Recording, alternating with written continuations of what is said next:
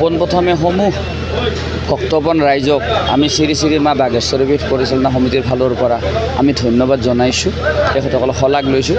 কাৰণ আজি আমাৰ মাৰি পূজাৰ দ্বিতীয় দিন।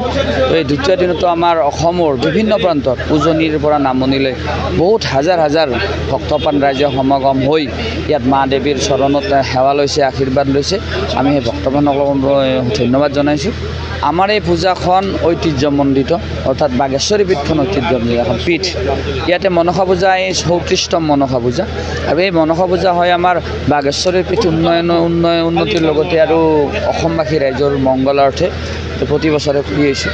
আৰু ইয়াত আপোনালোকে দেখাই পাইছে যে আমাৰ ইয়াত দেউধা, মহিলা দেউধা আৰু পুৰুষ দেউধা, এইবাৰ বৰ্তমান আমাৰ 15গৰাকীয়ে ইয়াত দেউধাই নৃত্য প্ৰদৰ্শন কৰিছে। আৰু দেউধাসকলৰ নৃত্য পৰিদৰ্শন চোৱাৰ কাৰণে বিভিন্ন জেগাৰ পৰা ভক্তপন ৰাইজ আহিছে। আৰু আমাৰ যিটো বাঘেশ্বৰী মন্দিৰৰ যি আধ্যাত্মিকতা পীঠ হিচাপে শক্তিপীঠ এখন, তো আমাৰ ওচৰৰ সকলো গাঁওবাসীৰ মানে অঞ্চলটো ৰাইজৰ মনত এটা মানে জনাজাত যে এয়া বাঘেশ্বৰী পীঠত এবাৰ সেৱা ল'লে মনৰ কামনা পূৰ্ণ হয়। গতিকে আমিও তাকে আশা কৰিছোঁ। আৰু কালি আমাৰ ইয়াত হোম হ'ব, ৰাজহুৱা হোম।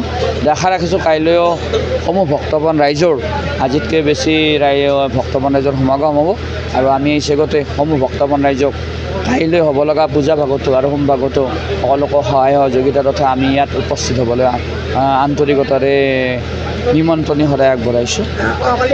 অহাকালি আমাক জনাইছে ৰাতিপুৱা 10 বজাত আমাৰ গুৱাহাটী লোকসভাৰ সাংসদ সন্মানীয় বিজুলী কলিতা মেধি ডাঙৰীয়া উপস্থিত হ'ব, লগতে আমাৰ বিধায়ক মহোদয় উপস্থিত হ'ব। আজিও আমাৰ কেইবাগৰাকীও নিমন্ত্ৰিত অতিথি আহিছিলে। তো কাইলৈ আকৌ আৰু আমাৰ নিমন্ত্ৰিত অতিথি যিহেতুকে হোম হ'ব, গোটেই গাঁৱৰ ৰাইজ আৰু নিমন্ত্ৰিত অতিথিসকল থাকিব। কাইলৈও আমি ভক্তপন ৰাইজৰ উপস্থিতি কামনা কৰিছোঁ। অহাকালি আমাৰ নিশা প্ৰায় 12মান বজাত দেৱদাসকলৰ নৃত্য সামৰণি হ'ব আৰু বিদায় পৰ্ব আৰম্ভ হ'ব। এইখন বাঘেশ্বৰী পীঠত আমাৰ এখন পুৰণি ঐতিহ্য আমাৰ ধৰ্মানুষ্ঠান। আমাৰ এই ধৰ্মানুষ্ঠান 1991 চনৰ পৰা ষ্টাব্লিছ হৈ আজি আমাৰ 2024 চনত আমাৰ এই বৰ্ষত আমি 3দিনীয়া কাৰ্যসূচী হাতত লৈ আমি উদযাপন কৰি আছোঁ। বৰ্তমান আজি আমাৰ দ্বিতীয় দিনত বিভিন্ন দূৰ দূৰণিৰ পৰা অহা যাত্ৰীসকল আহি আমাৰ যি ধৰ্মপ্ৰাণ ৰাইজে আমাৰ বাঘেশ্বৰী পীঠত পদাৰ্পণ কৰি আমাৰ পূজা সৌষ্ঠৱ বঢ়ালে, তাৰ কাৰণে আমি সদৌতি ৰাইজলৈ আন্তৰিক ধন্যবাদ জনাইছোঁ।